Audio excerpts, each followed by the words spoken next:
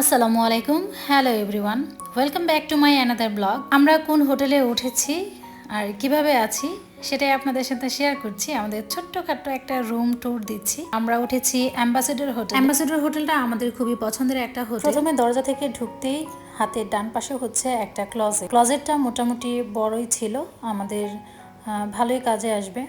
আর এই পাশটায় হচ্ছে হ্যাঙ্গার ঝোলানো আছে, একটা লকার আছে, নিচে বাচ্চারা জুতা রেখে দিয়েছে। এখানে আমাদের জন্য পাতলা টাইপের স্যান্ডেল ওয়ান টাইম ইউজের জন্য জুতা ছিল, তো ওগুলো আমরা ইউজ করি নাই। আর এবার চলে আসবো রুমের ভেতরে। বাচ্চারা খুবই আনন্দ করছে, কারণ ওদের পছন্দের একটা হোটেল এই অ্যাম্বাসেডর হোটেল। আমার কাছেও ভালো লাগে, কারণ অন্যান্য হোটেলে আমি দেখেছি অন্যরকম স্মেল থাকে, যে স্মেলটা আমরা সহ্য করতে পারি না। তবে অ্যাম্বাসেডরের স্মেলটা আমাদের খুবই ভালো লাগে, আমাদের পছন্দের একটা হোটেল যেহেতু। কারণ এখানে আমরা আরও একবার ছিলাম, তো তখন থেকেই আমাদের এটা খুবই পছন্দের হয়েছিল। ভেবেছি যদি কোনো দিন আরও আসি তাহলে এখানটাই আসব। আর বাচ্চারা মনে মনে এটাই ঠিক করে রেখেছিল যে এই হোটেলেই আসবে পাতায়া থেকে ব্যাংককে যখন আসবে।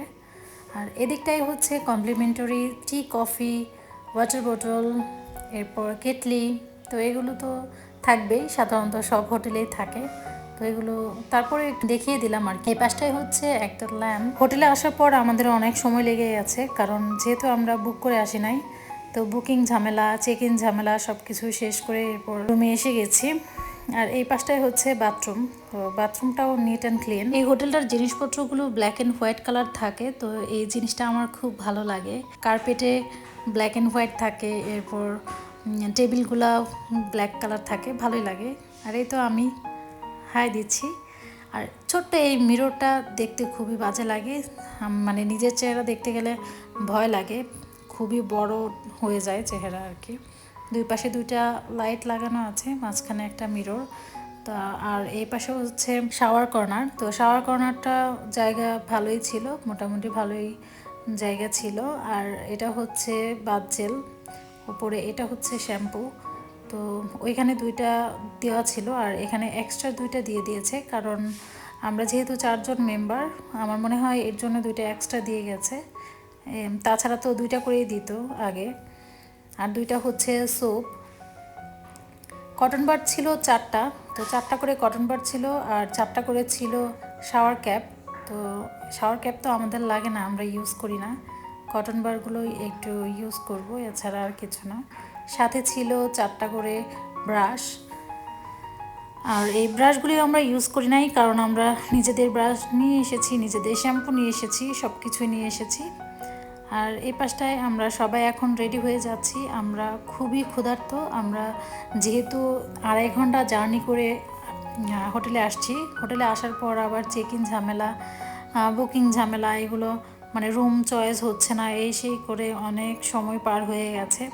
এখন রাত হয়ে গেছে, সারা দিন পর রাতের খাবার খাবো, তাই সবাই বেরিয়ে পড়ছি। হোটেলের পাশে একটা বাঙালি রেস্টুরেন্ট ছিল, তো এখন আমরা সেখানেই যাব, দেখি এখন আগের মতো আছে কি না। সবাই মিলে বেরিয়ে পড়ছি, আর আপনাদের সাথে একটু আমাদের বিধ্বস্ত 4 জনের চেহারা দেখাচ্ছি, সারাদিন না খেয়ে এবং জার্নি করে সবার চেহারা দেখেন, একদম অবস্থা খারাপ হয়ে গেছে। একটাই হোটেলে এসে পড়েছি। আসার পর আমরা কি কি খাবো সেগুলো অর্ডার করে দিয়েছি। অর্ডার করার পর অনেকক্ষণ ওয়েট করেছি। ওয়েট করতে করতে দেখলাম খাবারগুলো এসেও পড়েছে। ক্ষুধা লাগলে আসলে ওয়েট করাটাও অনেক কঠিন হয়ে যায়। পাতায় তো অনেক দিন ছিলাম, কিন্তু এরকম বাঙালি রেস্টুরেন্ট পাইনি। তবে আমরা রেস্টুরেন্টেও খাওয়া হয়নি আসলে, যেহেতু বাঙালি রেস্টুরেন্ট নেই। মাঝে মধ্যে যখন গ্রোসারি করতে যেতাম, তখন বাচ্চাদের জন্য শুধু পাকিস্তানি রেস্টুরেন্ট থেকে কাচ্চি টাচ্চি টাইপের এগুলা থেকে নিয়ে আসতাম বাচ্চাদের জন্য। তো আমারও সেই খাবারগুলি একদম পছন্দ হতো না, এই জন্য আর বাইরে আমরা খাইও নাই। যেহেতু অ্যাপার্টমেন্টে সবসময় রান্না করছি, রান্না করে খাওয়া হচ্ছে, এর জন্য আর বাইরে খেতে বের হই নাই। বাঙালি রেস্টুরেন্ট থাকলে অবশ্যই বের হইতাম। আর এদিকটায় আমাদের খাবার এসে গেছে। আমরা নিয়েছিলাম চিংড়ি মাছ ভর্তা, টাকি মাছ ভর্তা, এরপর বোয়াল মাছের তরকারি, মানে বোয়াল মাছের হালকা ঝোল, গরুর মাংস, বাচ্চাদের পছন্দের আলু ভর্তা আর ডাউল, আর সাথে ছিল সালাদ। তো দেখতেই পাচ্ছেন আলু ভর্তাটা আগে মেয়ে নিয়ে নিল। আমরা খুবই ক্ষুধার্ত ছিলাম দেখেই আমরা খাবার খুব তাড়াতাড়ি খেয়ে ফেলেছি, মুখে অনেক মজাও লেগেছে। খাওয়া দাওয়া শেষ করে এবার হোটেলের দিকে আসছি। মেন এন্ট্রেন্স তো আপনাদের সাথে শেয়ার করি নাই, তো আমরা মেন গেট থেকে ঢুকে যখন লিফটের কাছে আসি তখন এই অ্যাকুয়ারিয়ামটা দেখতে পাই। যেহেতু মেন গেটেও একটা অ্যাকুয়ারিয়াম ছিল, ওটা এখনও আছে, তো এখানে আর টাইম ওয়েস্ট করি নাই, কারণ যাওয়ার সময় দেখে গেছি যে এখানে অ্যাকুয়ারিয়াম লাগানো আছে। তো মাছগুলি দেখার জন্যেই আসলে এখন এখানে দাঁড়ানো, কারণ যাওয়ার সময় দেখেছি কিন্তু ক্ষুধার পেটে আর কি দাঁড়ায় থাকতে পারি নাই। আর এখন এসে কিছুক্ষণ এখানে দাঁড়িয়ে থাকবো আর মাছগুলি দেখব। মাছগুলি এত সুন্দর যে ধারণার বাইরে।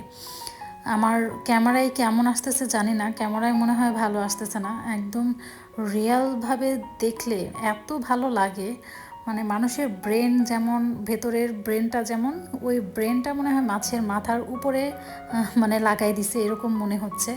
মাছগুলি অনেক সুন্দর, তো এগুলো আমি তাকিয়ে তাকিয়ে দেখছিলাম আর ভাবছিলাম মাছগুলি যদি আমি বাসায় নিয়ে যেতে পারতাম খুবই ভালো লাগতো। তো দেখতেই পাচ্ছেন কেমন সুন্দর। মোটামুটি আমার কাছে মনে হচ্ছে বেশি একটা খারাপ লাগতেছে না, মানে এতটাও বোঝা যাচ্ছে না তা না, মোটামুটি ভালোই বোঝা যাচ্ছে। ওরা যখন ক্যামেরার সামনে আসে, মানে গ্লাসটার সামনের দিকে আসে, তখন স্পষ্ট দেখা যায়, আবার যখন দূরে চলে যায় তখন আর কি এতটা দেখা যায়। আজকের ভিডিওটি এখানেই শেষ করছি, আবার দেখা হবে অন্য কোনো ভিডিওতে।